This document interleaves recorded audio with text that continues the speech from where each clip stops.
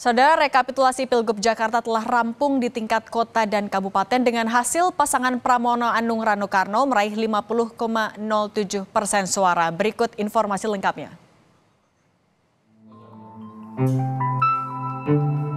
Rekapitulasi Pilgub Jakarta telah rampung di tingkat kota dan kabupaten dengan hasil pasangan Pramono Anung Rano Karno meraih 50,07% suara. Meski demikian, Dewan Pengarah Pemenangan Ridwan Kamil Suswono, Hasbialah Ilyas, masih yakin Pilgub Jakarta berlangsung 2 putaran. Alasannya, tahapan belum selesai dan tim Rido tengah membuat laporan ke DKPP dan Bawaslu, serta berencana menggugat ke MK. Dengarkan respon dari tim Rido dari Gerindra terkait rekapitulasi hari ini. Disampaikan kepada pemilih. Nah, itu banyak sekali terjadi.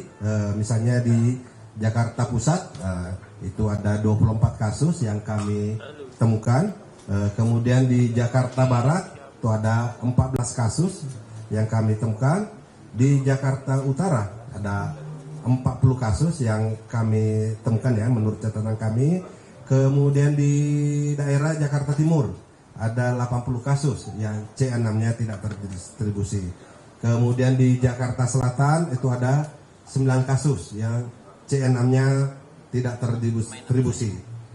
Menurut catatan kami dari sekian banyak C6 itu ada total 167 C6 yang tidak terdistribusi. Ya. Dan sebenarnya persoalan C6 ini itu sudah ada putusan Mahkamah Konstitusi nomor 247/01 tahun 2024 ya. C6 yang tidak terdistribusi adalah objek PSU. Itu intinya pada putusan Mahkamah Konstitusi bahwa C6 yang tidak terdistribusi adalah objek PSU.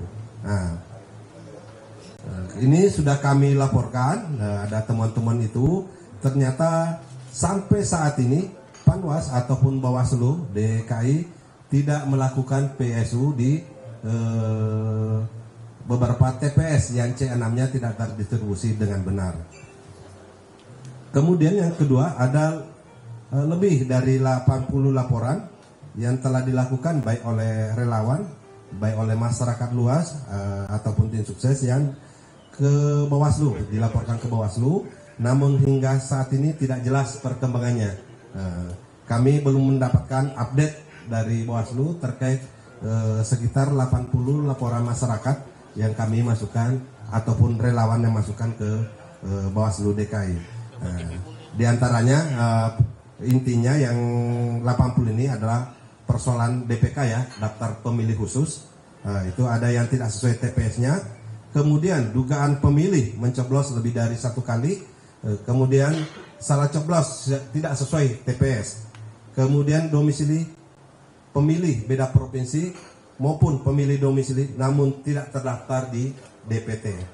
Nah, dari seluruh kejadian-kejadian ini yang kami ungkapkan ini membuktikan bahwa pelaksanaan pilkada di DKI Jakarta ini jauh dari standar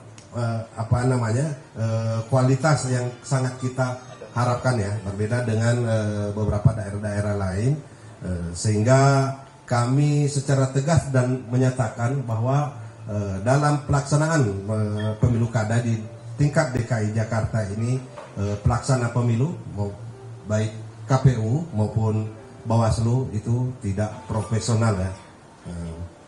Kami saat ini bersama rekan-rekan berkoordinasi dengan tim pasangan Rido serta dengan relawan yang lain rencananya akan melakukan permohonan perselisihan hasil pemilu PHPU ya di Mahkamah Konstitusi.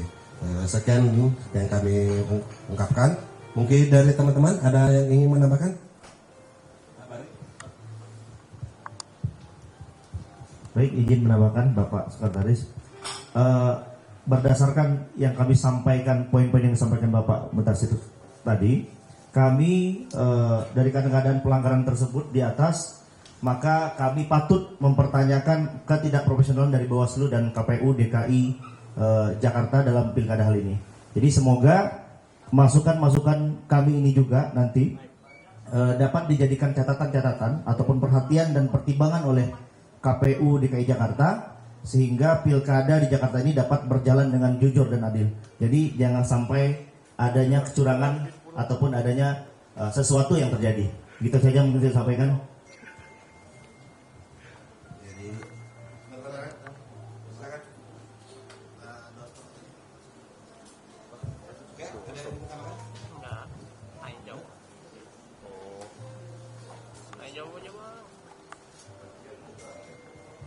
Baik, mungkin saya tambahkan terkait dengan konferensi pers hari ini.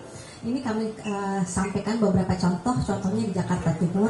Ada beberapa permasalahan yang telah kami laporkan, sekitar 81 laporan terkait tidak diberikannya undangan untuk memilih pasangan cagup dan cawagup di Jakarta Timur. Ini belum dapat tanggapan dari Bawaslu. Ini mungkin tambahan contoh. Terima kasih. Di pilkada 2024 ini kawan-kawan, KPU DKI dengan partisipasi pemilih yang sangat rendah menandakan kurang optimalnya KPU dalam melaksanakan pilkada DKI ini. Jadi kami minta KPU DKI juga mempertanggungjawabkan mengapa tingkat partisipasi pemilih hanya 50%. Turun dari 70% dari 2019 yang lalu. Jadi dari saya itu, mungkin dari kawan-kawan ada tambahan. Dari kawan, dari kami itu mungkin ada pertanyaan dari wartawan, bisa langsung.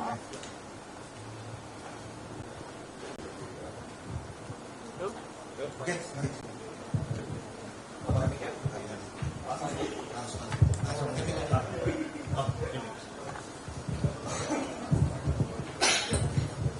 Ya, terima kasih. Saya Radit dari liputan6.com.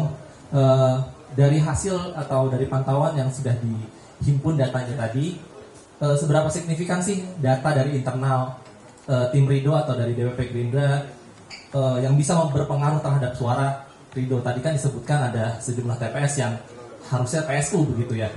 Dan dengan data tersebut, berapa signifikan suara yang akan diterima Ridho jika memang terjadi PSU? Itu yang pertama. Kedua, soal undangan. Undangan ini kan sifatnya setahu saya tidak wajib ya. Pemilih bisa datang sesuai dengan domisili. Apakah itu signifikan untuk dilakukan PSU? Itu dulu. Terima kasih.